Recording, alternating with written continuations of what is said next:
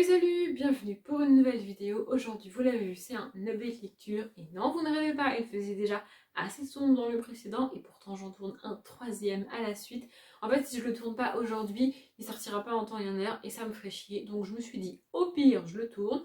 Au pire, au montage, je me rends compte que c'est la merde et que ça va pas du tout et je le poste pas.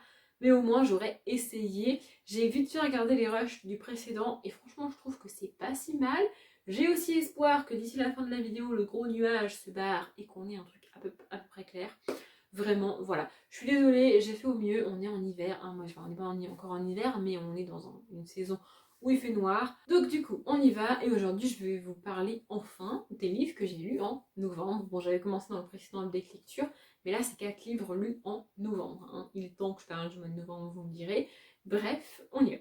Le premier, c'est Notre-Dame de Paris de Victor Hugo. J'ai longuement hésité à en parler en update lecture, j'ai longuement hésité à savoir si je consacrais une vidéo au sujet ou pas. Et puis je me suis dit, en update lecture, ça ira parce que j'ai pas assez de trucs à dire pour en faire une vidéo. Le seul vrai truc que je peux dire, c'est que je n'arrive pas à lire de Victor Hugo. Et là, vous allez me dire, non mais Audrey, au pire, tu as lu celui-ci, tu l'as abandonné, mais il y en a plein d'autres. Non, enfin oui, il y en a plein d'autres, mais j'ai essayé de lire Le Dernier Jour d'un Condamné, j'ai pas réussi. J'ai essayé de lire donc Notre-Dame de Paris, j'ai pas réussi. J'ai essayé de lire Les Misérables, j'ai pas réussi. Je pense avoir essayé ces trois plus grands livres, enfin ces trois livres les plus connus, et je n'y arrive pas quoi. C'est pas que l'histoire m'intéresse pas, c'est pas que les personnages m'intéressent pas, c'est pas que je trouve l'écriture trop compliquée, c'est juste que mon cerveau refuse de lire du Victor Hugo. Je suis incapable de vous résumer ce que j'ai lu, donc j'ai atteint la page, vous allez rigoler, 28, 29, mais bref. Et je suis incapable de vous résumer le truc parce que mon cerveau refuse d'enregistrer les informations transmises par Victor Hugo. Il refuse d'imaginer ça, il refuse de comprendre. Elle veut pas, elle est pas là du tout, elle ne veut pas lire ça. Et je sais pas si vous avez déjà essayé de lire sans votre cerveau, mais moi perso j'y arrive pas. Hein. Donc voilà, je n'arrive pas à lire de Victor Hugo. Je sais pas, j'ai une vague impression d'une foule en colère. C'est tout ce que je me rappelle de ces 29 pages. Franchement, j'y arrive pas. Sincèrement, j'y arrive pas. Je vous ai jamais parlé des Misérables ni du Dernier Jour d'un Condamné sur la chaîne parce que j'ai essayé de les lire et je me suis dit non, c'est pas le moment. J'arrive pas à le lire. Je réessayerai plus tard. Sauf que là, ça fait le troisième livre de Victor Hugo que je commence et j'ai la même réaction. J'ai l'impression d'être un chat qui se met à cracher. Voilà. Genre, je lis du Hugo et mon cerveau il crache. Il veut pas. Non. Elle n'a pas envie de lire ça. Elle n'y arrive pas. Je dis pas que je lirai jamais de Victor Hugo. Peut-être que dans 10, 15, 20, 30, 50 ans même, j'en sais rien, je lirai du Victor Hugo et j'adorerais ça. Mais aujourd'hui, en l'état actuel des choses, je n'y arrive pas. Voilà, je voulais quand même en parler parce que peut-être qu'il y a des gens qui sont dans le même cas que moi, peut-être qu'il y a des gens, qu'il y a des auteurs ou qu'il y a des livres que ça fait plusieurs fois qu'ils essayent de lire et qu'ils n'y arrivent pas. Je sais pas, je me sens très seule, je sais pas comment réagir face à ça. C'est dommage parce que Victor Hugo est un grand auteur et que j'aimerais pouvoir découvrir. Je remercie 1000 fois mes profs de français de ne pas m'avoir fait lire ça au collège ou au lycée parce que clairement j'aurais pas pu en fait. Enfin, j'aurais pas réussi en fait. Donc voilà, je sais pas si vous, il y a un auteur comme ça que vous n'arrivez pas à lire, c'est pas faute d'essayer mais vous n'y arrivez pas. Mais moi c'est Victor Hugo. Voilà. Ensuite j'ai lu Réunis dans la tombe, le tome 5 de Chasseuse de la nuit, écrit par Jane Frost. Donc dans cette saga on suit Kat qui est chasseuse de vampires et qui au fil des tomes va découvrir des choses sur elle-même et va acquérir elle-même des pouvoirs un peu surnaturels. C'est une saga que j'aime bien, mais je me suis rendu compte avec ce tome 5 que je suis pas vraiment attachée au personnage.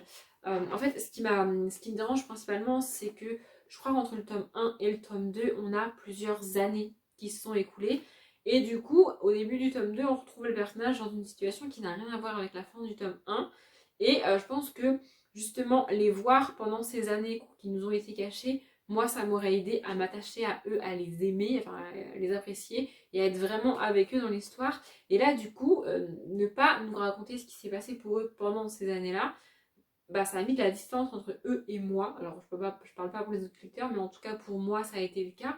Et du coup, j'arrive pas. Je suis pas vraiment attachée à eux. C'est pas que je m'en fous de ce qui leur arrive, hein, mais je sais pas, il manque un truc qui fait que j'aime retourner dans cet univers et j'aime retrouver ces personnages-là. Il manque un petit truc. C'est pas nul et ça se lit bien et je passe des bons moments, mais il manque ce petit truc qui fait que j'adore les personnages et j'adore la saga. Voilà. Là, je suis pas à ce stade-là. Ici, dans ce tome-là en particulier, Kat a un nouvel ennemi qu'elle essaye de combattre. On a aussi un schéma très répétitif, hein. C'était le cas dans le tome 4, c'est le cas ici. Voilà, on a un nouvel ennemi, elle le combat, bon voilà, enfin, il n'y a rien d'excitant, il n'y a rien de hyper original par rapport aux autres sagas. Il n'y a rien qui fait que j'adore la saga, mais il n'y a rien qui fait que c'est nul et il n'y a rien qui me pousse à l'abandonner non plus. Donc je vais aller au bout. Enfin, je pense, hein, il me reste 2 tomes, donc je pense que j'irai au bout, je lirai la suite, c'est sûr. Voilà, c'est pas la saga du siècle, mais il y a pire. Oh, et j'écoute We All Want de Something de Rickson. Ensuite, j'ai lu, enfin plutôt essayé de lire encore une fois Hyperion 1 de Dan Simmons. Euh, on va commencer par résumer le livre et je pense que rien qu'avec le résumé, vous allez comprendre pourquoi j'ai pas été très loin dans le livre. On suit un groupe de personnages, a priori dans l'espace. Il y a une espèce de planète ou un satellite qui a été attaqué par on ne sait pas quoi. On ne sait pas pourquoi c'est important, mais il faut y aller. Donc on réunit 6 ou 7 personnes, on ne sait pas d'où ils sortent, on ne sait pas qui ils sont. On les rassemble dans une espèce de vaisseau et on les envoie là-bas. Comment vous dire, qui sont ces gens, pourquoi il faut aller là-bas, pourquoi ils sont attaqués, pourquoi c'est important, pourquoi on les réunit, pourquoi eux, pourquoi maintenant, est-ce qu'ils sont vraiment dans l'espace, voilà, j'ai trop de questions et en fait j'ai un certain seuil de questions, ce qui fait que passer un certain nombre de questions que je me pose, j'ai trop de questions et pas assez de réponses et donc je sais que les réponses sont probablement dans la suite du livre, hein, c'est pas un souci, mais j'ai pas envie d'y aller quoi, je suis trop perdue, je suis trop larguée, j'ai pas assez d'infos et j'ai trop de questions et au bout d'un moment j'ai pas envie. En plus de ça, alors c'est de la SF, hein, je sais pas si je l'ai dit, mais en plus de ça on a des termes, alors clairement des termes de SF que je pense que si tu as lu d'autres livres de SF tu sais ce que c'est, mais moi c'est pas mon cas donc je sais pas ce que c'est.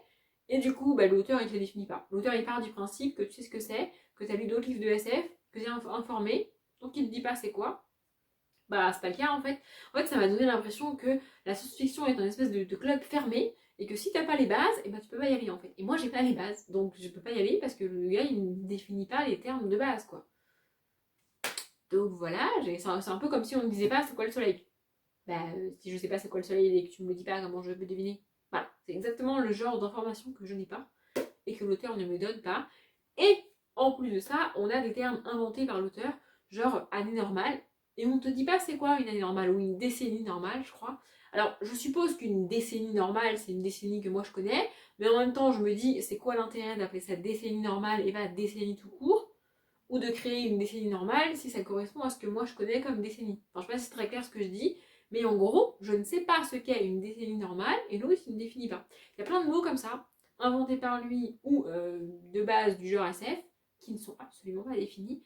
Et du coup, moi je suis, enfin ça, plus toutes les questions que je me pose sur qui, quoi, où, pourquoi, comment, je suis complètement larguée en fait. Et j'ai pas envie. Clairement, voilà, on est littéralement face à un roman dans lequel l'auteur ne prend pas la peine de m'expliquer ce dont j'ai besoin, enfin les bases dont j'ai besoin pour comprendre son histoire.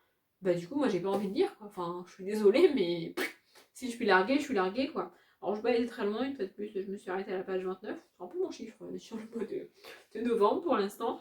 Mais voilà, franchement, j'ai pas. C'est très flou. En fait, j'ai l'impression que tu es obligé de déduire les choses. Et moi, je déteste déduire les informations.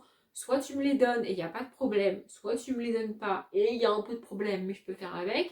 Mais tu fais pas genre, tu me les donnes pour que je les déduise en fait. Ça m'énerve. Vraiment, c'est un truc qui m'insupporte.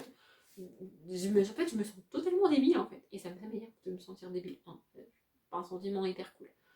Donc voilà, je n'ai pas été très loin et c'est pas ce genre de livre qui va me donner envie de lire de la SF. En gros, si vous avez un livre de SF pour les nuls, dans lequel tous les termes sont définis, moi je prends. Hein, parce que sinon, je vais jamais réussir à lire de la SF en fait. J'y crois pas, il pleut et le soleil est en train de revenir. Cette région, c'est n'importe quoi au niveau du temps. Comment vous voulez qu'on tourne une vidéo? Enfin, bref. Ensuite, j'ai lu Les désastreuses aventures des orphelins de Baudelaire, le tome 9, La fête féroce de Léonie Snicket. C'était très cool. Vraiment, j'aime de plus en plus cette saga. Les tomes sont de plus en plus longs. Je crois que... Enfin, je vous ai montré le tome 10 dans la palle du Colinter. Il est encore plus gros que celui-là. Donc ici, pour ceux qui ne sauraient pas, on suit toujours Violette, Klaus et Prunille Baudelaire, qui au début du tome 1 sont devenus orphelins et qui depuis passent leur temps à se faire balader d'un tuteur à un autre parce que ils sont pas capables de trouver un adulte corrects et normales pour s'occuper d'eux. Hein. Ils tombent toujours sur des espèces de tarés. Ici, ils ont même plus de tuteur, ils sont carrément livrés à eux-mêmes. Et le gars qui est censé s'occuper d'eux et leur trouver un nouveau tuteur, enfin un nouvel adulte pour s'occuper d'eux, est aux abonnés absents. Il est même pas là, on ne sait pas où il est. Bref, j'aime beaucoup cette saga, vraiment. J'aime de plus en plus. On les voit grandir, on les voit mûrir. On voit ce lien frère-sœur qui se développe et je trouve ça hyper cool.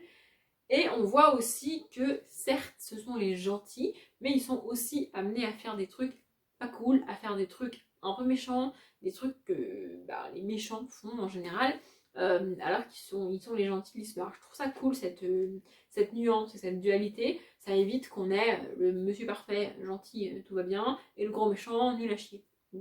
Séparés et bien distincts comme ça. Les personnages ont une profondeur. Alors je dis pas que le grand méchant de l'histoire est un peu gentil, pas déconner non plus, hein, celui-là c'est un psychopathe. Mais voilà, j'aime beaucoup cette saga.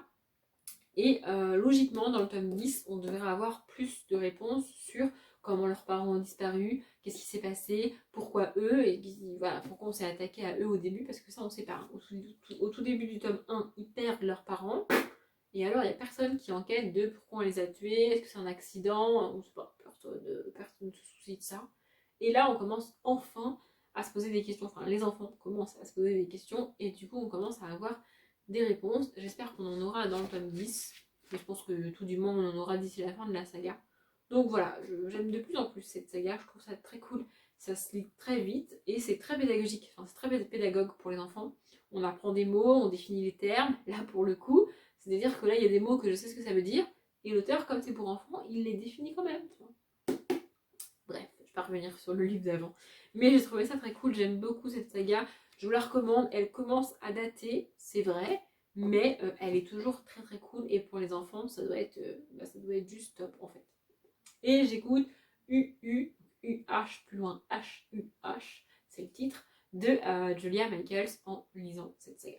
Bon, si j'avais su, j'aurais attendu parce que maintenant il fait grand jour dans ma chambre et j'ai toutes les lumières allumées. Ça ne sert plus à rien, mais bon, c'est pas grave. J'ai fini ma vidéo, du coup je m'arrête là. J'espère que ça vous a plu. Comme d'habitude, je vous souhaite une bonne journée, un bon après-midi, un bon appétit ou une bonne nuit et je vous dis à bientôt.